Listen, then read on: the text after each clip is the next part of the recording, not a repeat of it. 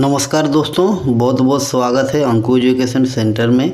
दोस्तों चलिए आज हम लोग इस वीडियो में गियर बॉक्स में अगर हम हाइड्रोलिक ऑयल डाल देते हैं तो क्या होगा, उसके टेक्निकल रीजंस के बारे में देखेंगे।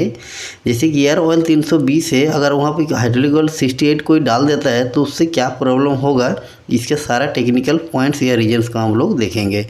तो चलिए दोस्तों वीडियो में आप बने रहिए, वीडियो को स्किप मत कीजिएगा क्योंकि ये बहुत वैल्यूएबल वीडियो है। मैं वीडियो में आता हूँ। दोस्तों सवाल ये है कि अगर हम लोग गियर ऑयल 320 के जगह पे हाइड्रोलिक ऑयल 68 डाल देते हैं तो क्या होगा। तो इसमें बहुत सारे दोस्तों का आंसर यही होगा कि नहीं भाई, गियर ऑयल के जगह पे हम लोग हाइड्रोलिक ऑयल नहीं डाल सकते हैं। या कोई बोलेगा कि गियर ऑयल के जगह हाइड्रोलिक ऑयल अगर डाल देंगे तो गियर बॉक्स डैमेज हो जाएगा, या कोई बोलेगा कि गियर बॉक्स फेलियर हो जाएगा। तो मैं उन सारे दोस्तों का जो आंसर्स है, मैं सब आंसर को एक्सेप्ट करता हूँ कि गियर बॉक्स डैमेज होगा, रियल में होगा, गियर बॉक्स में प्रॉब्लम्स आएगी, गियर बॉक्स का लाइफ घट जाएगा और गियर बॉक्स में फेलियर हमेशा बना रहेगा। लेकिन दोस्तों बात ये है कि ये तो कह देने से नहीं होता है।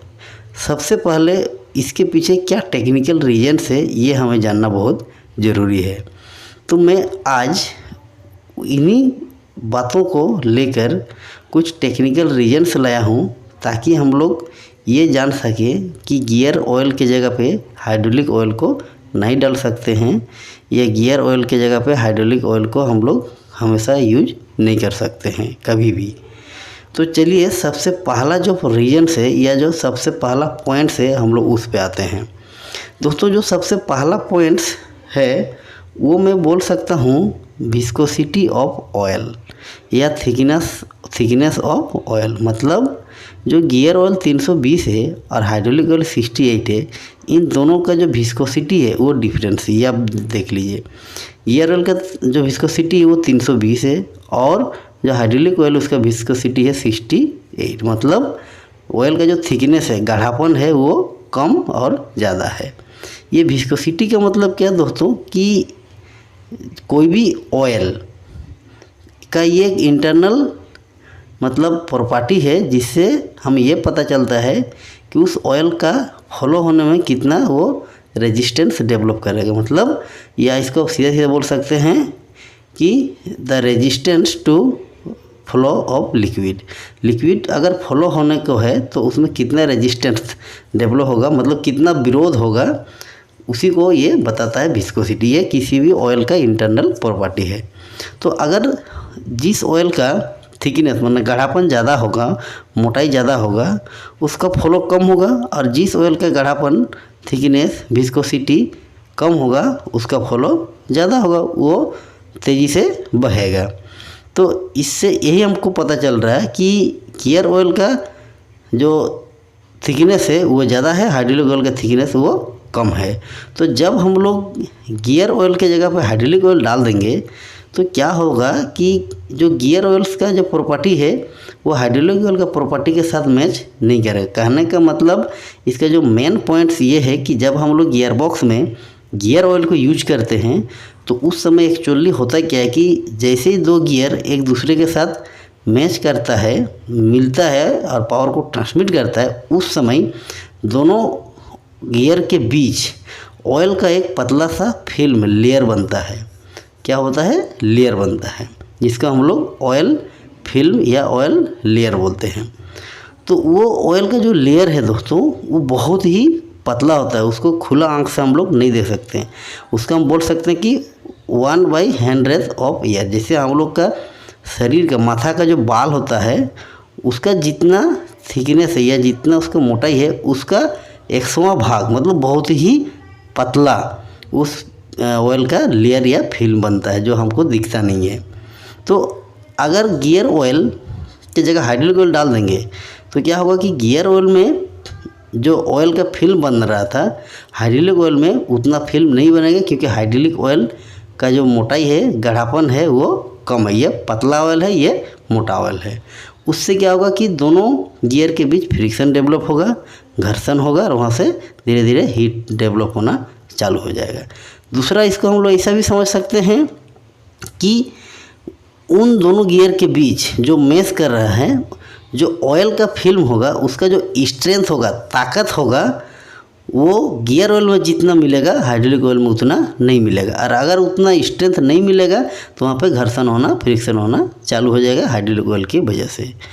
और इसको हम लोग आगे समझते हैं, better efficiency to prevent friction. अगर हम लोग गियर ऑयल जो है उसको अगर यूज करेंगे तो जो फ्रिक्शन होगा, घर्षण होगा दो गियर के बीच, उसको प्रिवेंट करने के लिए उसकी एफिशिएंसी अच्छा रहेगा या अच्छा होगा। लेकिन हाइड्रोलिक ऑयल अगर 68 हम डाल देते हैं, उसकी एफिशिएंसी अच्छा नहीं होगा फ्रिक्शन को प्रिवेंट करने के लिए, और फ्रिक्शन डेवलप होगा और हीट धीरे धीरे जनरेट होगा।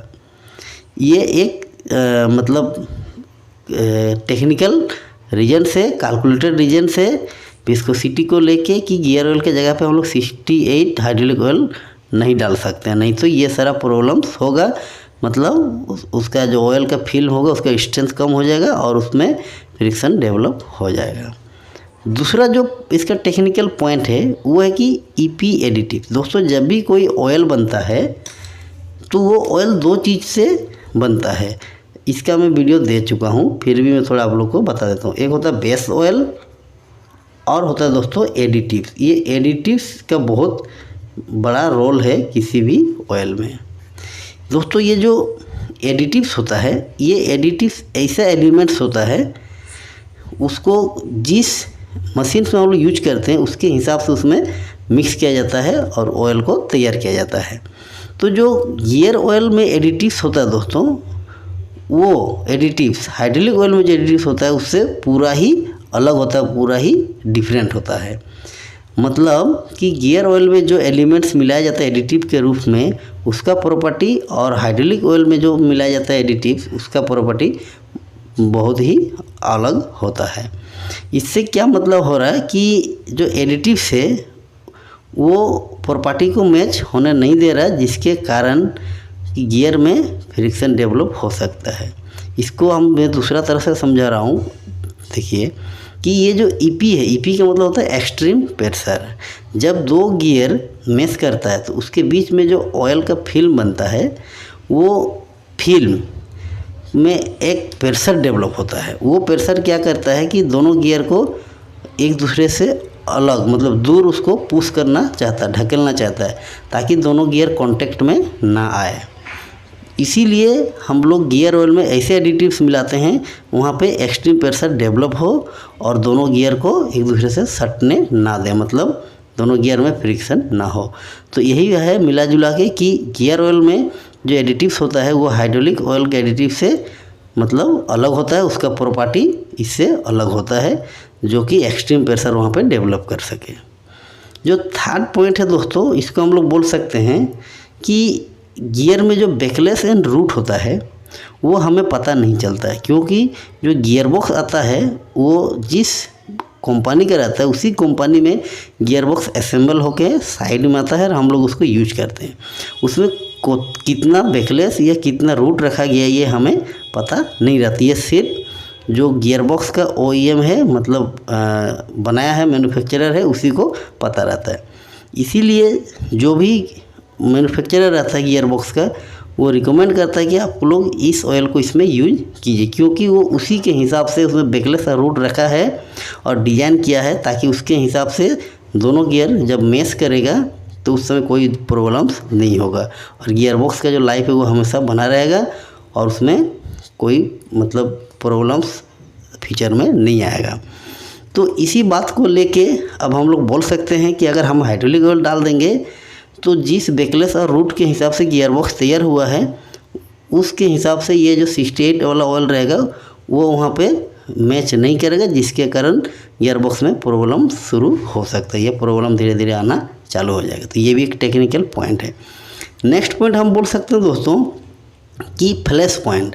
फ्लैश पॉइंट का मतलब होता है कि जो ऑयल है वो किस टेम्परेचर पर जाके आग पकड़ लेगा और हमें वहाँ पे आग देखने को मिलेगा, या वहाँ पे बहुत ज़्यादा मतलब आप बोल सकते हैं कि ऑयल वेपराइज होना चालू हो जाएगा। तो जो फ्लैश पॉइंट है, जैसे गियर ऑयल का जो फ्लैश पॉइंट होता है दोस्तों, वो होता है 232 डिग्री सेल्सियस, जबकि जो हाइड्रोलिक ऑयल होता है उसका फ्लैश पॉइंट होता है 204 डिग्री सेल्सियस। मतलब 204 डिग्री टेम्परेचर तक जाते जाते हाइड्रोलिक ऑयल जल जाता है और 232 डिग्री टेम्परेचर तक जाते जाते गियर ऑयल जल जाता है। तो अगर मान लीजिए कि आप हाई टेम्परेचर जोन पे गियर बॉक्स के यूज कर रहे हैं तो उस समय कि जो हाइड्रोलिक ऑयल अगर आप यूज कर लेते हैं तो उस हाइड्रोलिक ऑयल का फ्लैश पॉइंट कम होने की वजह से में भी उसमें आग लग सकता है और आपका गियर बॉक्स पूरा जल सकता है। क्यों? क्योंकि दोनों के बीच 28 डिग्री टेम्परेचर का डिफरेंस है। 28 डिग्री टेम्परेचर दोस्तों बहुत होता है। तो ये भी एक टेक्निकल पॉइंट हो सकता है हाई टेम्परेचर जोन के लिए कि भाई फ्लैश पॉइंट की वजह से या उस टेक्निकल रीजन्स के वजह से भी हम लोग हाइड्रोलिक ऑयल वहाँ पे यूज नहीं कर सकते जहाँ पे गियर ऑयल हम लोग यूज कर रहे हैं। तो ये जो 4 पॉइंट है ये बहुत ही मेन पॉइंट्स है, ये टेक्निकल रीजन्स है कि मतलब गियर ऑयल के जगह पे हम हाइड्रोलिक ऑयल यूज नहीं कर सकते। ये एक सीधा सीधा समीकरण है, आप कभी भी गियर ऑयल के जगह पर हाइड्रोलिक ऑयल यूज नहीं कीजिए। अब एक कंडीशन है दोस्तों कि मान लीजिए कि कोई गलती से हाइड्रोलिक ऑयल डाल दिया तो क्या प्रॉब्लम हो सकता है। तो देखिए इसमें से मैं कुछ प्रॉब्लम्स लिया हूँ जो जनरली जनरेट होता है। अब हम लोग इसको देखने के लिए एक लाइन में लिखा हूँ उसको पहले देख लेता हूँ कि हाइड्रोलिक ऑयल जो है वो गियर ऑयल के जगह पे नहीं डालना चाहिए। क्यों? क्योंकि it will not meet the standard of gear oil. वो गियर ऑयल का जो भी स्टैंडर्ड है प्रॉपर्टी उसको मैच नहीं कर पाएगा हाइड्रोलिक ऑयल, इसीलिए नहीं डालना चाहिए। और अगर कोई गलती से डाल दिया तो क्या प्रॉब्लम होगा उसको भी अभी हम लोग देख लेंगे। तो पहला प्रॉब्लम दोस्तों वो होगा कि wear and tear of gear. ये मैं जितना भी टेक्निकल पॉइंट्स या रीजन्स बताया उन सब पॉइंट्स को आप गौर से देखिए तो आपको पता चलेगा कि अगर हम लोग हाइड्रोलिक ऑयल डाल देते हैं तो उसमें वेयर एंड टियर जनरेट होगा या डेवलप होगा दोनों गियर के बीच। और अगर वेयर एंड टियर होगा तो वहाँ पे क्या होगा, धीरे धीरे हीट जनरेट होगा। उसको भी हम लोग आगे देख लेते हैं। दूसरा पॉइंट हम बोल सकते हैं कि इम्प्रॉपर लुब्रिकेशन। सही बात है दोस्तों, जब हम लोग ऑयल को यूज करते हैं गियर बॉक्स में तो ऑयल कूलिंग का भी काम करता है। तो अगर सही से लुब्रिकेशन नहीं होगा तो कूलिंग सही से नहीं होगा, कूलिंग सही से नहीं होगा तो हीट जनरेट होगा, और हीट जनरेट अगर हो रहा तो बाकी जितने भी पार्ट्स हैं गियर बॉक्स में जैसे बियरिंग हो गया, ऑयल सील्स हो गया, वो सारे धीरे धीरे डैमेज होना चालू हो जाएंगे। तो इम्प्रॉपर लुब्रिकेशन भी बहुत बड़ा वाइटल प्रॉब्लम है अगर इम्प्रॉपर लुब्रिकेशन गियर बॉक्स में हो रहा है तो। लेकिन अगर 68 डाल देंगे गियर बॉक्स में तो इम्प्रॉपर लुब्रिकेशन होगा जिसके कारण फ्रिक्शन जनरेट होगा और हीट डेवलप होगा और गियर बॉक्स में धीरे धीरे प्रॉब्लम आना चालू हो जाएगा। तीसरा पॉइंट हम हीट जनरेशन बोल सकते हैं। जैसे अभी मैंने बताया कि अगर फ्रिक्शन हुआ, वेयर एंड टियर होगा तो हीट जनरेट होगा ही होगा, ये स्वाभाविक है। चौथा पॉइंट अबनॉर्मल साउंड। दोस्तों अगर घर्षण होगा, फ्रिक्शन होगा, वेयर एंड टियर होगा, सही से लुब्रिकेशन नहीं होगा, हीट जनरेट होगा तो साउंड तो आना ही है गियर बॉक्स के अंदर से, तो अबनॉर्मल साउंड भी आना चालू हो जाएगा। तो इन सब को देखते हुए मिला जुला के पाँचवा पॉइंट हम बोल सकते हैं कि रिड्यूस्ड गियर बॉक्स लाइफ। मतलब गियर बॉक्स का जो लाइफ है वो धीरे धीरे कम हो जाएगा और एक समय के बाद आपका गियर बॉक्स पूरा सीज हो जाएगा, हम बोल सकते हैं। मतलब गियर बॉक्स का एकदम डेथ ही हो जाएगा। तो दोस्तों ये टेक्निकल रीजन्स जो मैं बताया ये आप लोगों को कैसा लगा, आप लोग से रिक्वेस्ट है आप कमेंट्स में ज़रूर लिखिए। और मैं बार बार बोलता हूँ कि अगर आप चैनल को सब्सक्राइब नहीं किए हैं तो चैनल को सब्सक्राइब करके बेल आइकन को क्लिक करके ऑल को क्लिक कर दीजिएगा ताकि मेरा जो भी वीडियो आता है डेली स्टेप उसका नोटिफिकेशन सबसे पहले आप तक पहुँचे और उसका बेनिफिट भी आपको मिले। धन्यवाद।